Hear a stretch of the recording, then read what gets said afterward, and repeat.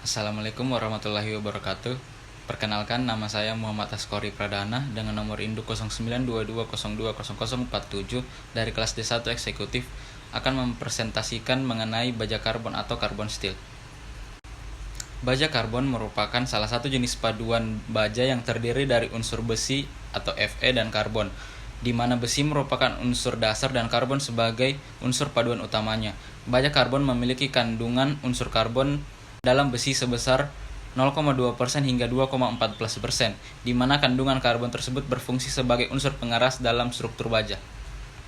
Baja karbon terbagi menjadi 3 jenis, yaitu baja karbon rendah, baja karbon sedang, dan baja karbon tinggi. Baja karbon rendah memiliki kandungan unsur karbon kurang dari 0,3%. Baja karbon sedang memiliki kandungan unsur karbon 0,3 sampai 0,59%. Sedangkan baja karbon tinggi memiliki unsur karbon sebesar 0,6% sampai 1,4%. Berikut merupakan tabel proses pembentukan baja karbon.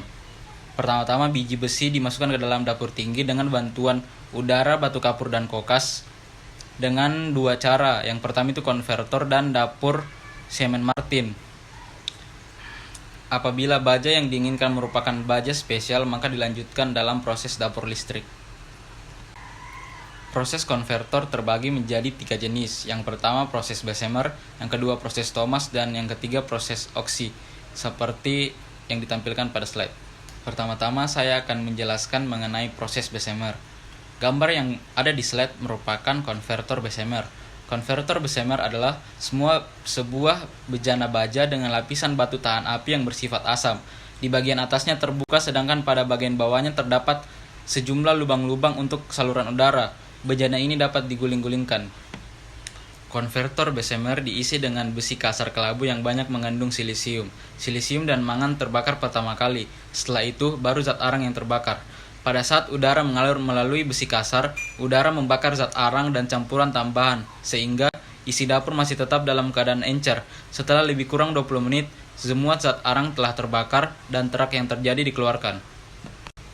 Selanjutnya merupakan proses Thomas. Pada proses Thomas, fosfor terbakar setelah zat arangnya terbakar. Pencegahan pembakaran itu dilakukan dengan menganggap selesai prosesnya walaupun kandungan fosfor masih tetap tinggi. Guna mengikat fosfor yang terbentuk pada proses ini, maka diberi bahan tambahan batu kapur agar menjadi terak. Yang terakhir pada proses konvertor yaitu proses oksi. Pada proses ini, zat asam murni dihembuskan di atas cairan dan selanjutnya hasil pembakaran unsur-unsur tersebut ditampung oleh bahan tambahan batu kapur dan terikat menjadi terak yang mengapung di atas cairan besi. Selanjutnya yaitu proses Martin atau dapur semen Martin. Proses Martin ini terbagi menjadi 2. Yang pertama proses Martin asam untuk besi kasar dengan kadar fosfor rendah. Yang kedua, proses Martin basa untuk besi kasar dengan kadar fosfor tinggi. Pada proses Martin, gas pembakaran dialirkan ke dalam ruangan-ruangan melalui batu tahan api yang sudah dipanaskan dengan temperatur 600 sampai 9000 derajat Celcius. Gas pembakaran yang bergerak keluar masih memberikan panas ke dalam ruang yang kedua. Dengan menggunakan keran pengatur, maka gas panas dan udara pembakaran masuk ke dalam ruangan tersebut secara bergantian dipanaskan dan didinginkan. Martin basa biasanya masih mengandung beberapa kotoran seperti zat asam, belerang, fosfor, dan sebagainya. Sedangkan pada proses Martin asam, kadar kotoran-kotoran tersebut lebih kecil. Selanjutnya yaitu dapur listrik untuk baja campuran. Dapur listrik untuk baja campuran terbagi menjadi 2 jenis. Yang pertama dapur listrik busur cahaya, yang kedua dapur listrik induksi. Dapur busur cahaya. Dapur ini merupakan suatu tungku yang bagian atasnya digantungkan 2 batang arang sebagai elektroda pada arus bolak-balik atau dengan 3 buah elektroda arang yang dialirkan arus putar. Dapur induksi.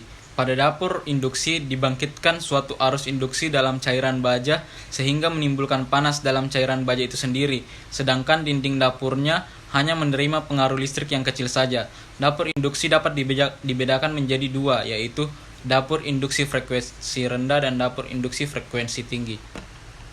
Yang terakhir yaitu pengaplikasian dan penerapan baja karbon dalam dunia industri. Yang pertama, baja karbon rendah biasa digunakan dalam dunia industri, struktur bangunan, pipa gedung, jembatan, dan lain-lainnya. Yang kedua, baja karbon sedang biasa digunakan dalam industri pembuatan poros, rel kereta api, roda gigi, dan lain-lainnya.